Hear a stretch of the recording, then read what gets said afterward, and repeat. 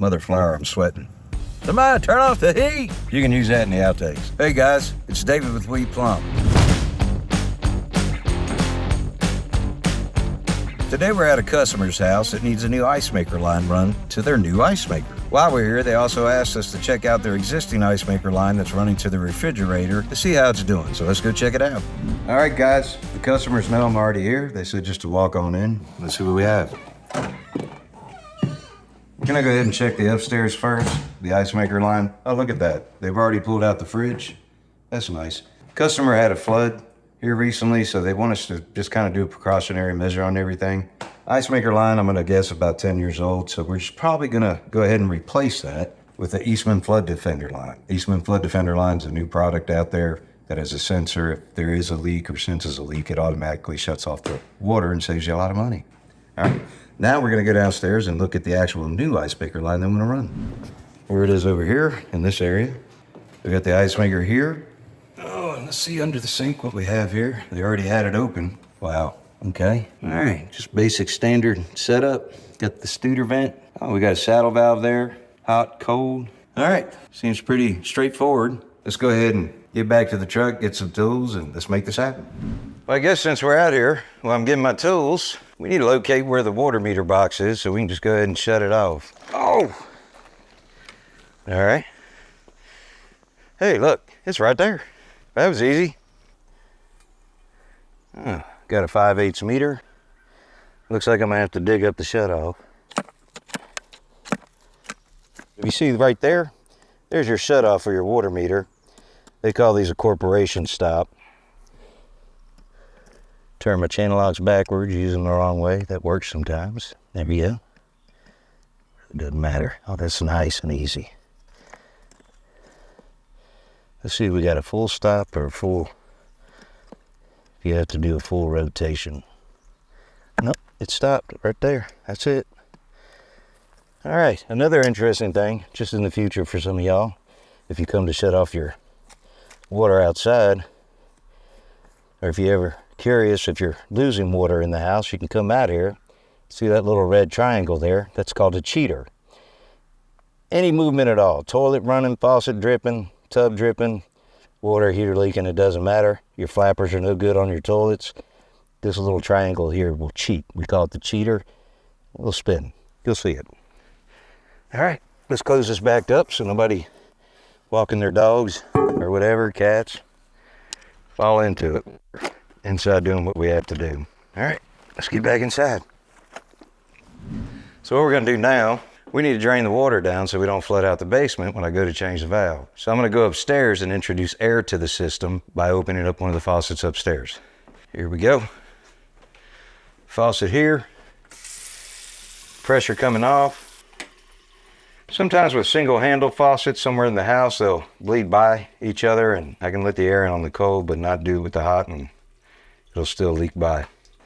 Now that we've opened the air and introduced the air on the faucet way upstairs on the furthest fixture, we're gonna see how much more we got to go. Actually, when I actually do this, for time purposes, if I'm able to, I take off the aerator because the aerator, it is only allowed for so many, and look at that. This is something you can actually show the customer as well.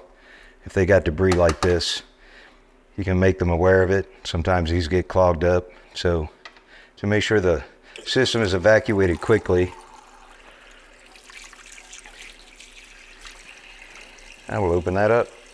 You can see the difference obviously with the aerator off of it. We'll let that drain down and we'll come back in a few minutes. Once that stopped dripping and going, then we can go ahead and get things done. All right, see you in a minute. All right guys, here we are with the ice maker line for the fridge again. We're gonna go ahead and replace it. Like I said earlier, they had a flood in the bathroom up here and they're just doing all precautionary measures.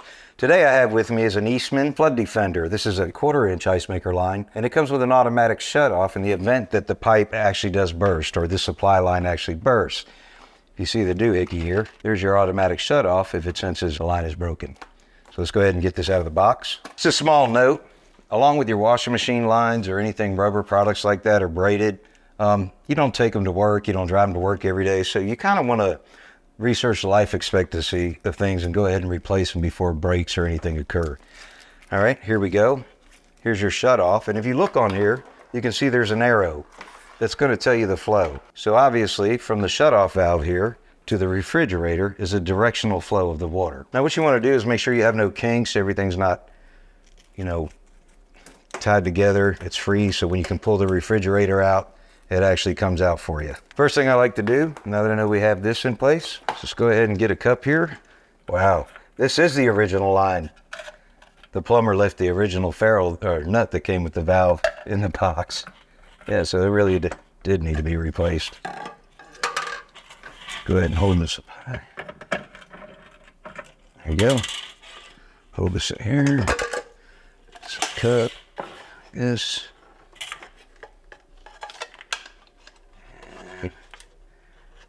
Something coming out. I know I'm using the channel locks backwards, but sometimes you have to. Or you can use an adjustable wrench. Whatever you have that's going to work for you. And let's not forget the ice maker cover plate, beauty ring, whatever you want to call it.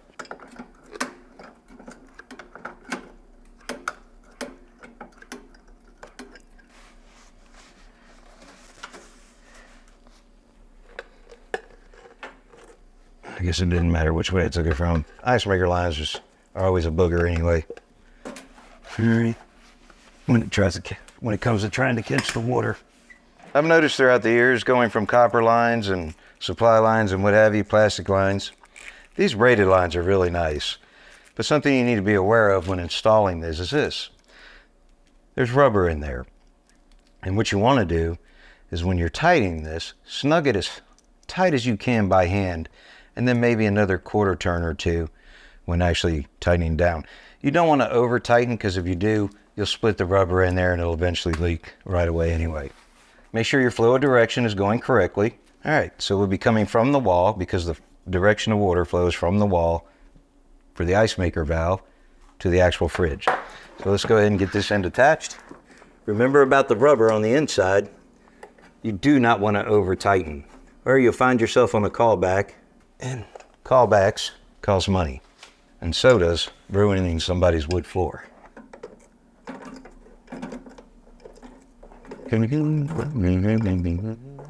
Just turning nice and easily. Get it to a snug point. I'm going to come back and give it another couple snugs. But right now, let's go ahead and get this, work this out. Look at this. Remember to hand tighten to get it started. Do it as tight as you can by hand, and then go ahead and get your wrench and start snugging it up. I think we're close. That's pretty snug. Sometimes a refrigerator might have a water thing on it so you can just get the air out and fill up the reservoir that's in the refrigerator quicker. This one actually does have one. So in the future, if you don't have one, what you would like to do is actually attach this end first, and then go ahead and turn on your valve, bleed out the whole line, get the air out. So when you connect it and turn it on, there's not much of a gap for the ice maker to start working. All right, so both ends are on. Go ahead and snug this up one more time, just a little bit. Make sure we're snug. We're snug. It's plenty enough. Come back over here. Again, we don't want to Superman this on there because it can split the rubber, squeeze it out that's in there. Okay? All right. And there we have it. Let's go ahead and turn this back on. Give it about 10-15 minutes with the refrigerator out, and then we'll come back and check it. All right, guys, we're back downstairs. We've opened up the faucets upstairs to introduce air into the system to allow for all the water to drain downstairs before I get under here and disconnect the existing shutoff valve and disregard the old saddle valve that was for the old ice maker line under here. All right, so here we go. So let me sit on my biscuit, get a Phillips head screwdriver, and let's begin.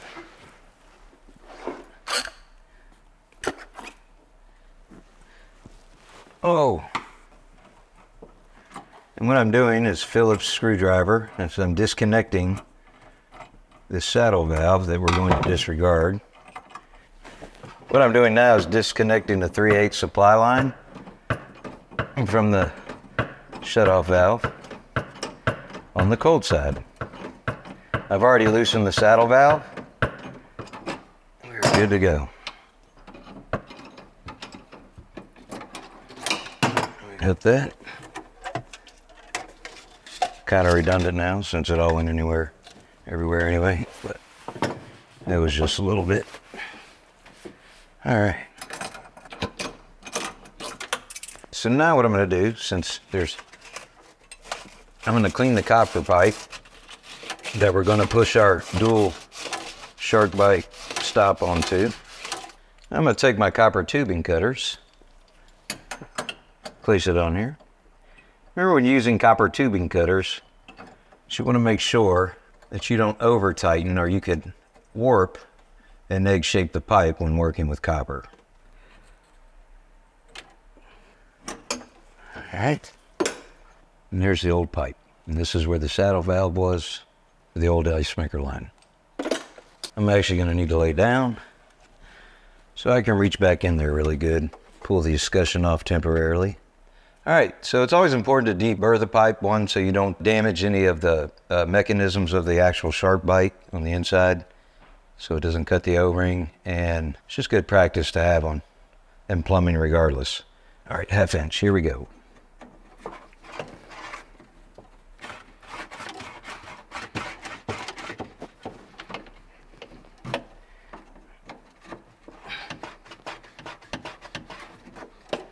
All righty. Okay, here we have our dual valve with SharkBite. And according to SharkBite, on 1/2 inch pipe, you need to have 1 inch depth of pipe, and the pipe needs to recess about 1 inch into the fitting. So what I'm going to do right now is get in here with the tape measure and measure and make sure we have 1 inch of pipe sticking out.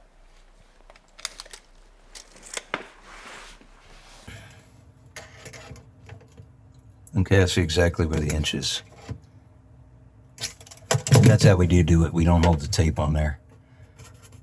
There you go. Okay, now that we've diverted our pipe, and we also measured it, because according to SharkBite, you need to have 1 inch on a 1/2 inch pipe so the pipe completely seats within the fitting itself.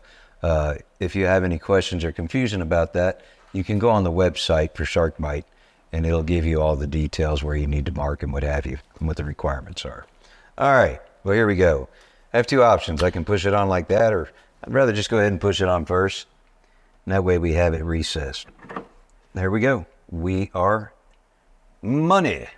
What's really convenient about these SharkBite fittings, look how much space we have here under this countertop. And I'm not the world's biggest man, but I'm not the world's smallest man. But I have about 16.5 inches to squeeze into here. So it really just makes it convenient with this SharkBite that I don't have to get my tools in there and be all contorted and what have you. So that is one of the great things I do like about SharkBite valves. Now I'm going to put my split escutcheon back on.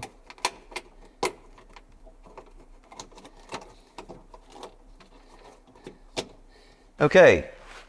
All right, now that we've got the escutcheon on, we've pushed our fitting on. Oh no, let's start over. All right, now that we put on our dual stop by SharkBite fitting in there with the 3/8 side and the 1/4 inch for the ice maker line, I'm going to go ahead and reconnect the supply line to the faucet.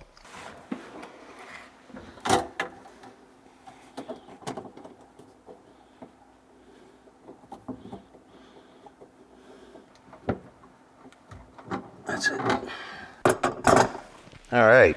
Okay, now that we've attached our supply line to the lavatory faucet on the cold side, we're going to go ahead and use this product by Eastman called Flood Defender. In the event that the line were to burst, this unit right here, which is nice, it doesn't have any electricity, any batteries, alarms, anything like that.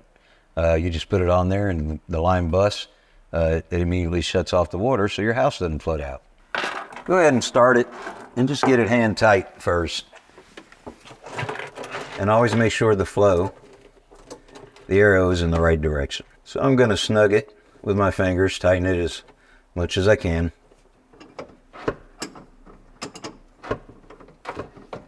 And now we're going to feed it through the cabinet here and get it started, and then pull the ice maker out and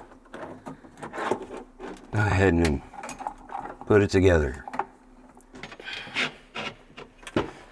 All right, now that we pushed my ice maker line through, we're gonna go ahead and hook it up to the 1/4 inch supply line, and we're gonna snug this up.